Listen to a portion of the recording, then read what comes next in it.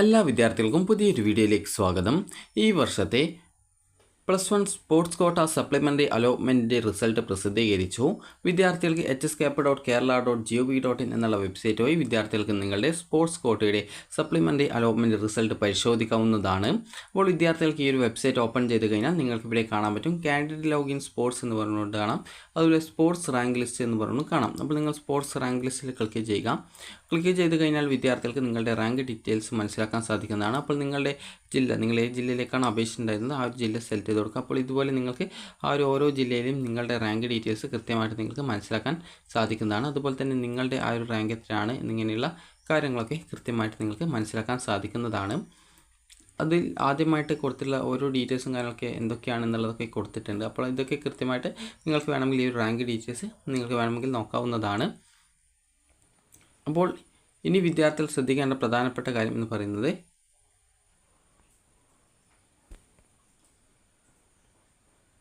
വിദ്യാർത്ഥികൾക്ക് നിങ്ങളുടെ സ്പോർട്സ് കോട്ടയുടെ സപ്ലിമെൻ്ററി അലോട്ട്മെൻറ്റ് റിസൾട്ട് എങ്ങനെ ചെക്ക് ചെയ്യാമെന്ന് നോക്കാം.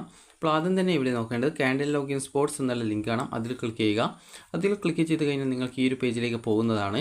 ഇവിടെ സ്പോർട്സ് കാൻഡിഡേറ്റ് ലോഗിൻ എന്ന് പറഞ്ഞുകൊണ്ട് കാണാം. ഇവിടെ നിങ്ങളുടെ യൂസർ നെയിമായിട്ടുള്ള മൊബൈൽ നമ്പർ, അതുപോലെ പാസ്വേഡ്, അതുപോലെ തന്നെ നിങ്ങൾ ഏത് ജില്ലയിലേക്കാണ് സ്പോർട്സ് കോട്ടയിൽ കൊടുത്തിട്ടുണ്ടായിരുന്നത് ആ ഒരു ജില്ല എന്ന് കൊടുത്ത് ലോഗിൻ ചെയ്യുക. ലോഗിൻ ചെയ്ത് കഴിഞ്ഞാൽ നിങ്ങളുടെ പ്രൊഫൈൽ പേജിലേക്ക് പോകുന്നതാണ്.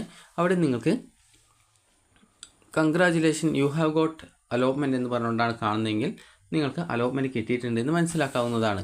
അപ്പോൾ അലോട്ട്മെൻറ്റ് കിട്ടിയിട്ടുള്ള വിദ്യാർത്ഥികൾ, അതുപോലെ തന്നെ ചില വിദ്യാർത്ഥികൾക്ക് sorry you have no allotment എന്നാണ് കാണുക. അപ്പോൾ അതിനർത്ഥം അലോട്ട്മെൻറ്റ് കിട്ടിയിട്ടില്ല എന്ന് മനസ്സിലാക്കാം.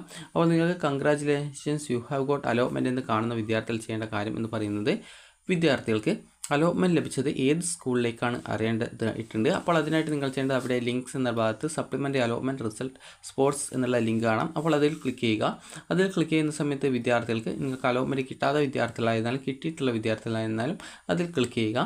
അതിൽ ക്ലിക്ക് ചെയ്ത് കഴിഞ്ഞാൽ പിന്നീട് അടുത്ത പേജിലേക്ക് പോകുന്ന സമയത്ത് അവിടെ വ്യൂ അലോട്ട്മെൻറ്റ് ലെറ്റർ എന്ന് പറഞ്ഞുകൊണ്ട് കാണാം. അതുപോലെ തന്നെ നിങ്ങൾക്ക് ആ ഒരു പേജിൽ തന്നെ കൺഗ്രാജുലേഷൻസ്, അതുപോലെ യു ഹാവ് ഗോട്ട് അലോട്ട്മെൻറ്റ്, അതുപോലെ ഏത് സ്കൂളിൽ ഏത് കോഴ്സിൽ എത്രാമത്തെ ഓപ്ഷനാണ് കിട്ടിയത് എന്നുള്ള ഡീറ്റെയിൽസ് ഉണ്ടാവും.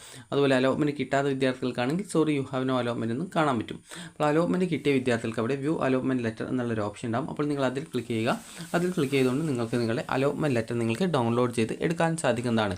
ഇനിയിപ്പോൾ അലോട്ട്മെൻറ്റ് കിട്ടിയിട്ടുള്ള വിദ്യാർത്ഥികൾക്കും അലോട്ട്മെൻറ്റ് കിട്ടാത്ത വിദ്യാർത്ഥികൾക്കും അവിടെ റാങ്ക് ഡീറ്റെയിൽസ് എന്നുള്ളൊരു ഓപ്ഷൻ ഉണ്ടാവും. അപ്പോൾ അതിൽ ക്ലിക്ക് ചെയ്തുകൊണ്ട് നിങ്ങൾ നൽകിയിട്ടുള്ള ഓപ്ഷനുകളിൽ നിങ്ങളുടെ റാങ്ക് എത്രയാണ്, അതുപോലെ തന്നെ ആ ഒരു സ്കൂളിൽ ഈ ഒരു സപ്ലിമെൻ്ററി അതായത് സ്പോർട്സ് കോട്ടയുടെ സപ്ലിമെൻ്ററി ഘട്ടത്തിൽ അലോട്ട്മെൻറ്റ് ലഭിച്ച വിദ്യാർത്ഥിയുടെ ലാസ്റ്റ് റാങ്ക് എത്രയാണ്, ഇത്രയും ഡീറ്റെയിൽസ് നിങ്ങൾക്ക് അതിൽ കാണാൻ പറ്റും.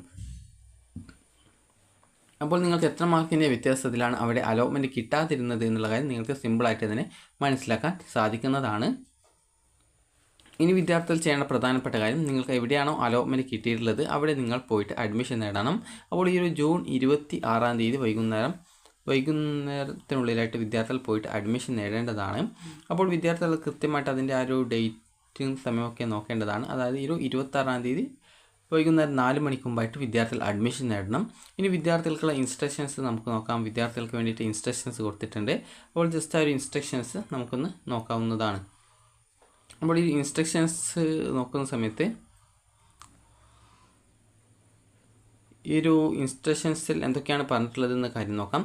Sports quota supplementary allotment result 2025 June 24 രാവിലെ 10 മണി മുതൽ പ്രവേശനം സാധ്യമാവും വിധം പ്രസിദ്ധീകരിക്കുന്നതാണ്. അതായത് ഇന്ന് പ്രസിദ്ധീകരിച്ചു കഴിഞ്ഞു. അപ്പോൾ കാൻഡിഡേറ്റ് ലോഗിൻ്റെ സ്പോർട്സ് സപ്ലിമെൻ്ററി റിസൾട്ട് എന്ന ലിങ്കിലൂടെ അലോട്ട്മെൻറ്റ് റിസൾട്ട് പരിശോധിക്കാവുന്നതാണ്.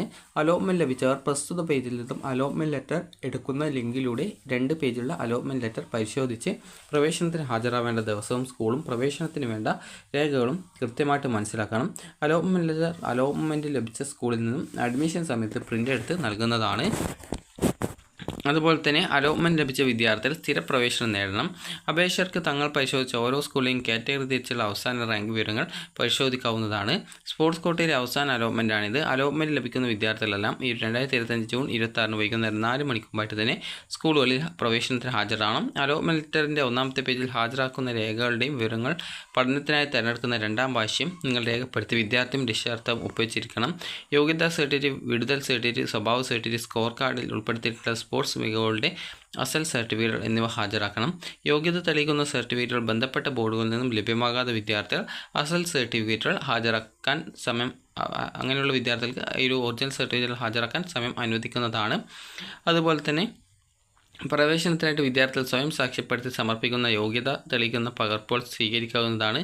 ആവശ്യമെങ്കിൽ സ്കൂൾ അധികൃതർ ഔദ്യോഗിക വെബ്സൈറ്റിലൂടെ പ്രസ്തുത റിസൾട്ടിൻ്റെ സാധ്യത ഉറപ്പാക്കാവുന്നതാണ്. പ്രവേശന സമയത്ത് TCയും അതുപോലെ സ്വഭാവ സർട്ടിഫിക്കറ്റും ഒറിജിനൽ നിർബന്ധമായിട്ടും ഹാജരാക്കണം.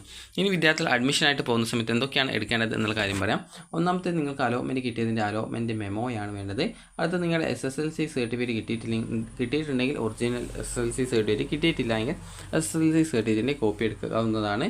അതുപോലെ തന്നെ നിങ്ങളുടെ TC, അതുപോലെ തന്നെ കോൺടാക്റ്റ് സർട്ടിഫിക്കറ്റ്, അത് സ്വഭാവ സർട്ടിഫിക്കറ്റ്, അതുപോലെ തന്നെ ബോണസ് പോയിൻറ്റ് സർട്ടിഫിക്കറ്റ്, അതുപോലെ തന്നെ ടൈ ബ്രേക്ക് സർട്ടിഫിക്കറ്റ്, അതുപോലെ തന്നെ ക്ലബ് സർട്ടിഫിക്കറ്റുള്ള മറ്റുണ്ടെങ്കിൽ അത്, അതുപോലെ NTSC, NMMS, അതുപോലെ LSS, USS ഇതുപോലുള്ളവയൊക്കെ ഉണ്ടെങ്കിൽ അതിൻ്റെ ആ ഒരു സർട്ടിഫിക്കറ്റ്സ്, അതുപോലെ തന്നെ ആധാർ കാർഡിൻ്റെ കോപ്പി, അതുപോലെ തന്നെ നിങ്ങളുടെ 2 പാസ്പോർട്ട് സൈസ് ഫോട്ടോ, അതുപോലെ തന്നെ വിദ്യാർത്ഥികൾ EWS വിഭാഗം റിസർവേഷനുള്ളവരാണെങ്കിൽ EWS സർട്ടിഫിക്കറ്റ്, അതുപോലെ തന്നെ സ്പോർട്സിൻ്റെ അച്ചീവ്മെൻറ്റ് രജിസ്ട്രേഷൻ ചെയ്യുമ്പോൾ നിങ്ങൾ നൽകിയിട്ടുള്ള എല്ലാവിധ സർട്ടിഫിക്കറ്റ്സും.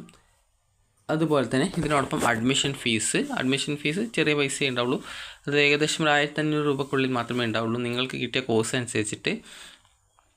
അപ്പോൾ ഇത്രയുമാണ് നിങ്ങൾ അഡ്മിഷൻ സമയത്ത് എടുക്കേണ്ടത്. അതുപോലെ ചില സ്കൂളിൽ നാറ്റിവിറ്റി സർട്ടിഫിക്കറ്റ് ചോദിക്കാറുണ്ട്. അപ്പോൾ നാറ്റിവിറ്റി സർട്ടിഫിക്കറ്റിന് പകരം നിങ്ങൾക്ക് നിങ്ങളുടെ ബർത്ത് സർട്ടിഫിക്കറ്റ് ഉപയോഗിക്കാം. അതുപോലെ തന്നെ റെസിഡൻഷ്യൽ സർട്ടിഫിക്കറ്റ് ചില സ്കൂൾ ചോദിക്കാറുണ്ട്. അപ്പോൾ അതിന് പകരം നിങ്ങൾക്ക് റേഷൻ കാർഡും അതിൻ്റെ കോപ്പിയും എടുക്കാം. റേഷൻ കാർഡിൻ്റെ കോപ്പി സ്കൂളിൽ വേണമെങ്കിൽ കൊടുക്കാം, ഒറിജിനൽ യാതൊരു കാരണവശാലും കൊടുക്കാൻ പാടില്ല. അപ്പോൾ ഇത്രയുമാണ് നിങ്ങൾ അഡ്മിഷനായിട്ട് പോകുമ്പോൾ എടുക്കേണ്ടത്. അപ്പോൾ വിദ്യാർത്ഥികൾക്ക് ഈ ഒരു വീഡിയോ ഉപകാരപ്രദമായിട്ടുണ്ടെന്ന് കരുതുന്നു. ഉപകാരപ്രദമായിട്ടുണ്ടെങ്കിൽ ലൈക്ക് ചെയ്യുക, ഷെയർ ചെയ്യുക. Thank you for watching.